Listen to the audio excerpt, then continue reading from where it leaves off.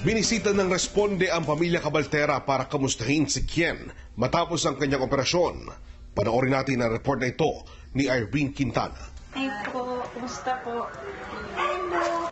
Binalikan ng responde ang pamilya Cabaltera, isang buwan matapos ang isinagawang hair lip at cleft palate operation kay Kien.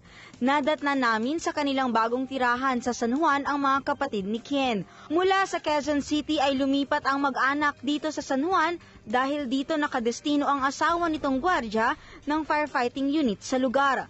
Hindi na napigilan ni Felisa ang maluha habang ikinukwento ang sayang nararamdaman dahil sa wakas ay makapamumuhay na ng normal ang kanyang anak. Pakiramdam ko malaki na yung pagbabago na kasi wala na kaming ibang iisipin pa kasi solve na yung problema na wala na, hindi na namin siya iniisip na paano paglaki niya, kokotyain siya ng mga kalaro niya. Ngayon hindi na kasi na siya makipagsabayan na siya, harap na siya sa maraming tao, hindi na siya nahihiya. Balak namin na ngayong pasukan na makapasok na siya sa school. Hindi na siya mahiya pagpasok niya.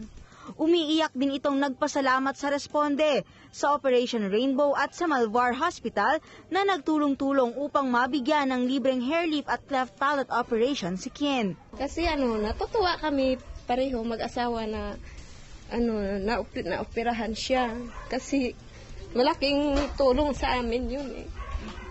Kasi kung doon sa probinsya namin pinaopera, ang laki kaya ng mabayaran.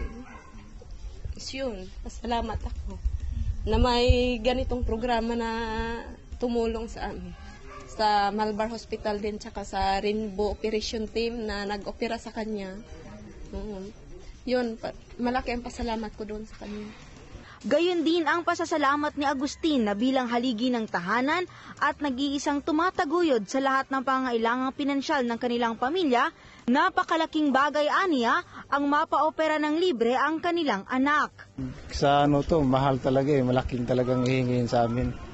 Kasi katulad sa amin, mahirap, malaking bagay po sa amin.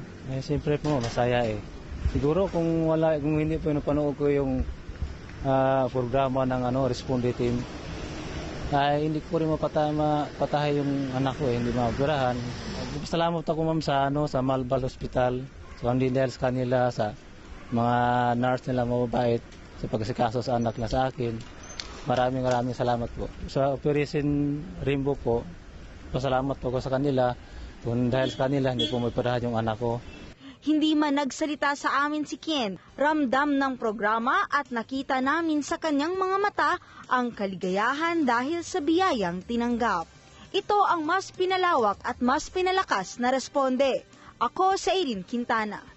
Sa araw din yon, bumiyahe ang buong grupo ng responde patungo Amadeo, Cavite para bisitahin si Baby John Denver at ang pamilya nito. Ngiti at pasasalamat ang sumalubong sa amin. Tunghayan natin ang report ni Rachel Junedo. Bumiyahe ang grupo ng responde patungong Amadeo, Cavite para dalawin si Baby John Denver at ang pamilya nito. Dito sa kanilang munting tahanan ay dinatna namin ng mag-ina at gaya ng unang beses naming makilala si Baby John ay nananatili itong masigla at palatawa.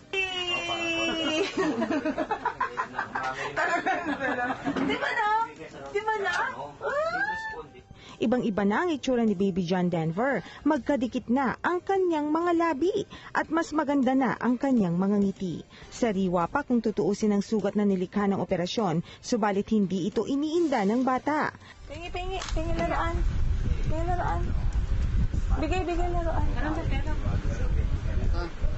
Ayaw daw. Kwento ng ina nitong sa Irene, isang magandang sorpresa ang kanilang iniuwi sa kanilang tahanan at sa iba pang mga kapatid ni Baby John matapos na lumuwas ng Quezon City para magbakasakali sa isang libreng operasyon.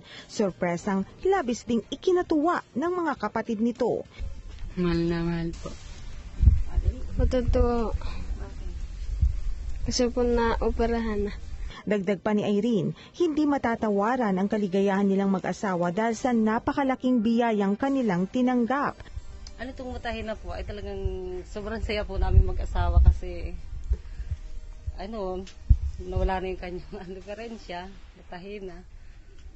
Tapos exact pang birthday niya, Ito yung pinaka-pa-birthday na namin sa kanya. Muli itong nagpapasalamat sa lahat ng tumulong na maging posible ang pinakamagandang regalo para sa kanilang bunsong si Baby John. Lubos lang po kami nagpapasalamat sa Responde. Sa lahat po ng mga taong naging kasangkapan ng ama na maoperahan yung aming anak. Ito ang mas pinalakas, mas pinalawak na Responde. Ako si Rachel Dionedo. Sa pamilya ni Kien Cabaltera at John Denver Lopez, salamat sa inyong pagtitiwala sa programa. Kami ay masaya dahil nakatulong kami sa pagbabago ng inyong kinabukasan. Higit ang aming pasasalamat sa lahat ng mga doktor ng Malvar General Hospital sa Quezon City, sa Operation Rainbow of Australia, USA, and Gabriel Symphony Foundation na pinauunahan ni Wilma Dunn, Presidente ng Foundation, Dr. Malvar, Dr. Rebecca Laurel at sa Australian Doctors. Kami po ay taos-puso nagpapasalamat sa inyo. Hindi may sasakatuparan ang serbisyo publiko ito ng pagbibigay ng libreng cleft palate and hair lip operation kung wala kayo. Saludo kami sa inyong pamunuan ng programa. Higit po sa karangalan at papuring aming tinatanggap ay ang aming kaligayahan na kayo aming mapaglingkuran dahil higit ang aming kagalakan kapag kami ay may natutulungan.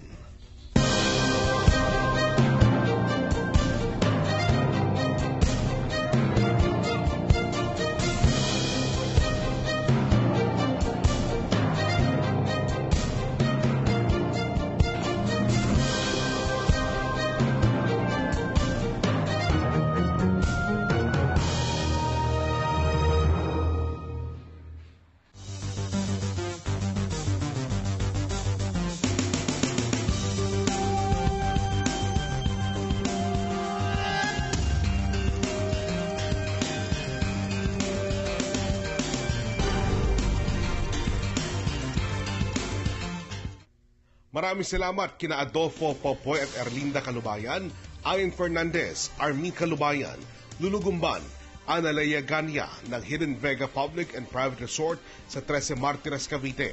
Gayon din sa mga staff na sina Alan Joya, Hida Navalta, Brenda Acacio, Aiza Momonta, Cathy Jane Masayon, Joel Pulistico. Maraming salamat sa mag-asawang Ignacio Igne Manaog at Emmy Manaog ng ICSM Printers.